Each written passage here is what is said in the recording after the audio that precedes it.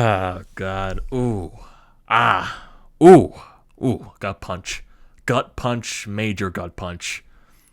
The Phillies dropped this first game to the Atlanta Braves by a score of 2-1. The offense, absolutely lifeless tonight, can only get their first run of the ball game in the ninth inning, and of course, it came down to the very last strike, as it always does with this team. Can't get the job done. Zach Wheeler was great tonight. Hector Neris after him, great. The pitching did their job. The offense did nothing, and Charlie Morton was dealing today. And the one thing I want to talk about with the pitching on the Braves side, Charlie Morton and the bats. Now, is it Charlie Morton just dealing today? Or was it the bats that were just on this insane stretch of scoreless innings? I think the stretch went up to maybe 19, 20 straight scoreless innings for this team. Almost got shut out back-to-back games. You got shut out on Sunday against the Pirates, and you almost got shut out tonight without scoring that run in the ninth inning. I think it's a little bit of both, because you start this game, and it felt like it was going to be a great start. Odubel Herrera leads off with a single, then Gene Segura follows him up not too long after with a single. Okay, got two runners on the start this game. You got Bryce Harper at the plate. Okay, grounds it to a force out. He had a pitch to hit. He definitely did. Chopped it. It happens. He beat it. He beat the play at first base. Okay, you got a runner at first, third base for JT Realmuto. Let's get a run on the board early, and let's find a way. Just get on the board early, because that's something that you definitely need against this Braves team, especially in this series. JT Realmuto has probably the worst at bat I've ever seen. He strikes out. Okay, Brad Miller has a chance of driving a run. He grounds out. So you get the leadoff two batters. Get the leadoff runners on first and second base. I can take the Bryce Harper grounding into the force out, because you still have that chance to score the runner at third. Yeah, Bryce has to be better in that situation, I definitely agree. But JT and Brad Miller in their situations have to be way better. JT has to take a ball at least. He didn't take one ball in that at bat. Strikes out. And it was the pitch that he struck out swinging on was definitely a pitch that he could hit, and he missed it. And Brad Miller, you can't ground out. You just can't ground out in that situation. And basically, I would say after that inning, it gave Charlie Morton a whole load of confidence, because after allowing those first two singles, you would think, okay, maybe something's going to happen here. Okay, maybe I don't have my best stuff tonight. But he finds a way to get out of that jam, and he is dealing the rest of the night. Charlie Morton on the box score tonight. 7 innings pitched, 3 hits allowed, 2 walks, and 10 strikeouts. The man was absolutely dealing. He was amazing tonight for the Braves. And the Phillies offense really just helped him throughout the entire night. The Phillies offense just was not good.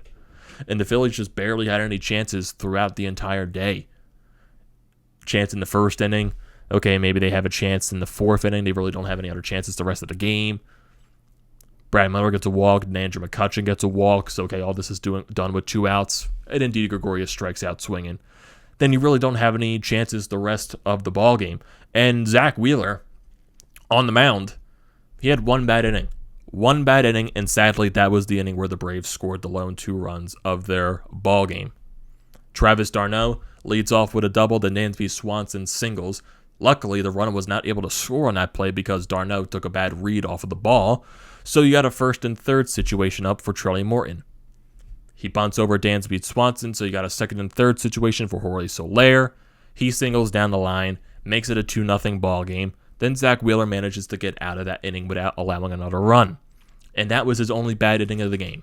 His only. Because Zach Wheeler was basically everything the Phillies needed tonight. Just sadly, he allowed the 2 runs, and that was his only mistake. And those 2 runs are more crucial because your offense is slumping. Your offense chose the worst possible time to go into a slump once again. And this has been the problem the entire season. The offense going through these wild, insane slumps. And it just, you couldn't choose a worse time to go in one of those slumps. Because it started technically that Saturday afternoon game against the Pirates. But everything was put off the table. No one was really paying attention to that because you won 3-0. Ranger Suarez threw that great game. Bryce Harper hit the home run. Matt Vierling hit the home run. No one's really looking at that. But then you lose the final game to the Pirates against the guy with a 70 ERA on the mound. Can't get one run home. Okay. Throw it away. Throw that game in the trash. You got a day off. Bounce back against the Braves in a very important series. And your offense puts together this game. Then you go into that ninth inning. You got Will Smith on the mound for the Braves. Bryce Harper works a great at bat and he walks. JT, sadly, he got good wood on the ball. He hit it into the right spot of the field. It was hit right into a fielder where Heredia, he was just in the right spot. Sadly, that was the case. But then Matt Vierling put into a situation pitch hitting for Brad Miller. It's a tough situation for him. Honestly, I kind of respect Joe Girardi for putting Vierling in this situation because his bat has been very good since he got called up once again.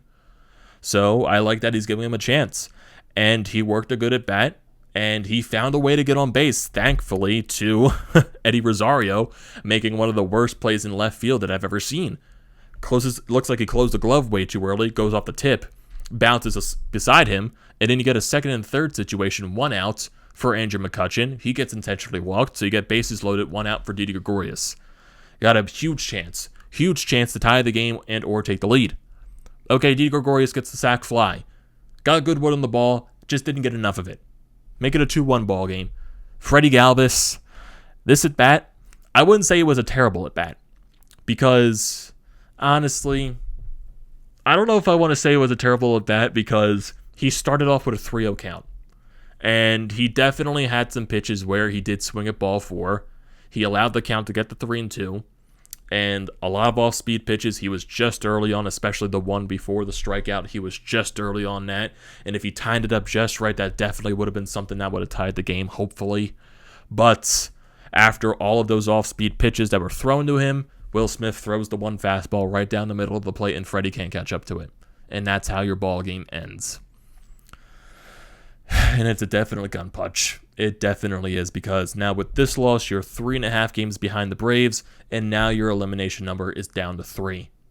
It was 5 coming into this ball game, but now since you lost and the Braves won, that takes 2 games away. So now your elimination number is down to 3, and if you do get swept in this series, you're looking at your season is over. And this was a series you had to sweep because you put yourself in this predicament to begin with, and you already blown that chance. And now the only opportunity that you have is to try to win this series, and that's going to be difficult as it is with the way the offense is hitting. And do you trust Aaron Nola going into tomorrow's game? I don't know. Do you trust Kyle Gibson on Thursday? I don't know. You got to take it one game at a time with this team, but the chances at this point are dropping by the second. They're getting so slim that you can't even comprehend slim. And we're getting to the point where the season is most likely over. I don't see this team getting out of this rut with the way they're hitting because they just go on these ruts way too much. The Braves, they're a way better team, and especially you have Max Fried on the mound tomorrow for them. And Max Fried has been excellent this second half for the Braves. So I really don't expect the offense to do much again. So you're really looking at the season most likely is over after this loss because you really have to win every single game down the stretch now, these last 2 games, and sweep the Marlins if you want a chance at sniffing the playoffs. And you also got to hope the Mets sweep the Braves, which is not likely. It's the predicament that you put yourself in after you lose a lot of games to bad teams. It's the predicament that you put yourself in because of how inconsistent your offense is. It's the predicament that you put yourself in when you don't have that good of a bullpen, when you've blown the most saves in baseball. That's what happens. You're a 500 ball club, and that's where the Phillies are going to be hovering over. I guess you can only say the right thing is they're not going to have a losing season. If they win one more game, they'll have their first winning season in 10 years.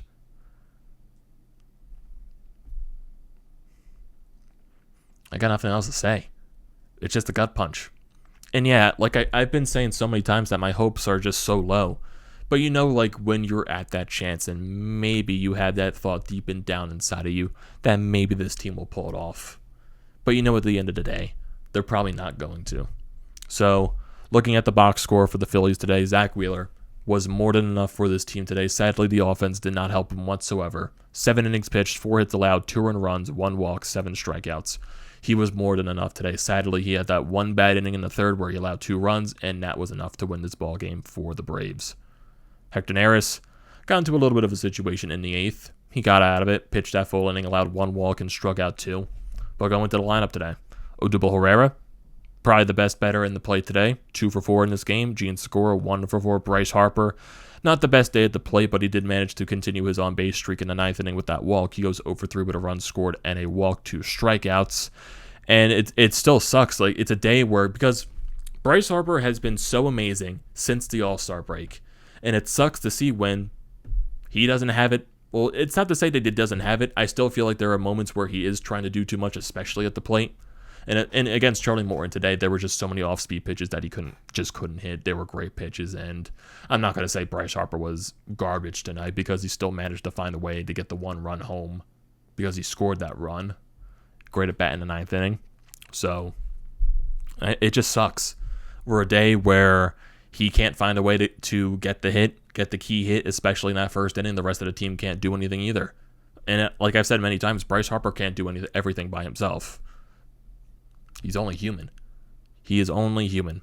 JT Realmuto, not a good day at the plate. He goes 0 for 4 with a strikeout. Brad Miller goes 0 for 2 with a walk and a strikeout. Matt Vierling technically goes 0 for 1 because the play by Eddie Rosario was an error. Andrew McCutchen goes 0 for 2 with 2 walks.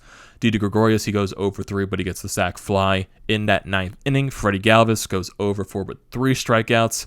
Zach Wheeler goes 0 for 2. Ronald Torres in his lone pinch hit appearance goes 0 for 1. Runners in scoring position in this ballgame, the Phillies were 0 for 5, and they left 7 runners total on base. So, before this game started, during the afternoon, you saw that Alec Bohm, Connor Brogdon, they're back on the big league club. Connor Brogdon coming off, I think, the IL, and Alec Bohm coming back up from AAA. So I'm definitely not expecting Joe Girardi to put Alec Bohm in the starting spot just during the series, just because of how important it is. You can't have that bad of a defender in the field, especially in these important games. You just can't. So I feel like if there's a spot where the Phillies do get eliminated, I can see Joe Girardi just putting him in there just to let him play the last few games or something like that. That's really the only place I can see him being put into. Most likely, he was going to pinch hit in that 9th inning if Freddie Galvis found a way to get on base, but it just sucks. It really does. Because, like I said earlier, with this loss, you are now 81-76 on the season. You are 3.5 games behind the Atlanta Braves, and now their magic number to clinch is 3, which means your elimination number is 3. And if you lose tomorrow, your elimination number is going to be 1, and then if you lose on Thursday, you are eliminated and the Braves win the division. It's where you put yourself at. When you lose series to the Rockies, when you lose series to the Cubs, where you lose series to the Pirates, where you almost lose a series and have struggle against the Baltimore Orioles, when you're losing so many series to the Marlins, it adds up. It all adds up. And especially with how bad this team is on the road, too. It's what it is. It definitely is what it is. And just to look at the wild card, even though I know the Phillies are now officially eliminated from the wild card. They're 6.5 games back of the St. Louis Cardinals. Yeah, no one's catching up to that team. I just wanted to look just to see what it was. So you have these last couple of games against the Braves tomorrow and Thursday. You got Aaron Nola going up against Max Fried tomorrow. Can we rely on Aaron Nola to give us a really good outing after what he had against the Pirates? I don't know. And then Thursday, you got Kyle Gibson going up against Ian Anderson. One game at a time. One game at a time. But my mindset is right now, I think the season is over. And I think it was eventually going to come down to this. It definitely was. It sucks. It does. Even though, I said this earlier too, when my hopes for this team were low. Especially going into the stretch. But you're always going to have that teeny tiny thought in your mind that maybe they can pull it off. And that's how I feel right now. It's that teeny tiny thought. And that's what's crushing right now. It's that teeny tiny thought getting just smushed. It just sucks. It does. But technically, mathematically, they're not eliminated yet. They still have a chance. And who knows? Maybe they can win the series. But I'm not betting on it. So That's going to do it for this video, everyone. What are your thoughts on this game? Do you think the Phillies are done? Do you think they are eliminated, even though technically they're not? Do you expect them to win tomorrow, maybe the series? Do you think they have a chance at all? I want to hear your thoughts in the comment sections below, so don't forget to leave those down there. Don't forget to drop a like on this video. Don't forget to check out the Painted Lines, which I'm a part of. The links are down in the description below. Don't forget to check out the links to Broads Media, the Florida Pod merch website, and also Flyers Nitty Gritty. All the good stuff is down in the description below. Do not forget to check those out. And the most important thing you can do is hit that subscribe button. I will greatly appreciate that. And I will see you next time.